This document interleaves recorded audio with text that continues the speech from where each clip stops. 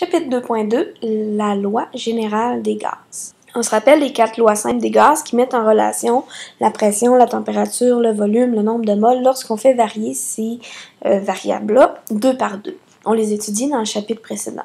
On peut se poser la question, est-ce qu'on peut mettre ces variables-là en relation les 4 en même temps? Alors, ce qu'on va faire, c'est qu'on va partir avec la première. P1V1 est égal à P2V2 et on va ajouter les autres variables. Comment on va faire? On se rappelle que vu que ça s'applique 2 à 2, les autres variables doivent être constantes. Donc, si on les rassemble, si j'ajoute la deuxième équation, c'est V1 sur T1. Alors, si je divise V1 par T1, V2 par T2, et je prends P1 comme étant constante, qu'elle soit là ou pas dans l'équation, ça ne change rien puisqu'elle est constante. J'effectue la même opération avec N1, avec V1 sur N1.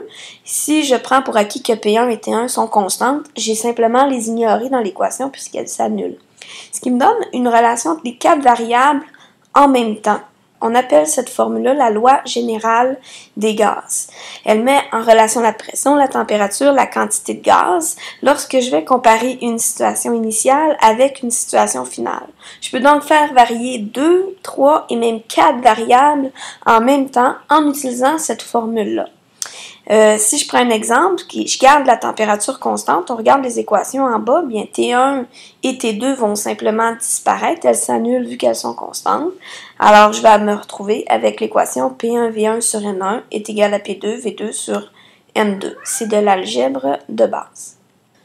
Prenons un exemple, et c'est un exemple de ce qu'on vient de voir, alors je vais tout de suite mettre la formule en évidence, P1V1 sur N1 T1 est égal à P2V2 sur N2 T2, et je vais sortir les variables au fur et à mesure que je lis le problème, étant donné que c'est un long problème. Normalement, on le lit une première fois, et ensuite on sort les variables.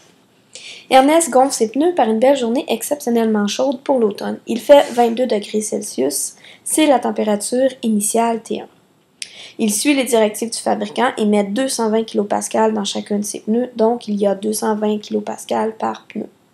Le volume de chacun de ses pneus est alors de 40 litres, donc le volume 1 est de 40 litres. Le lendemain, donc il y a eu un changement, on tombe maintenant dans les variables finales, donc 2. La température chute drastiquement et il fait moins 10, donc T2 est égal à moins 10 degrés Celsius quand Ernest part travailler. Il s'aperçoit que son pneu est beaucoup moins ferme. Il prend la pression, elle est à 218 kPa.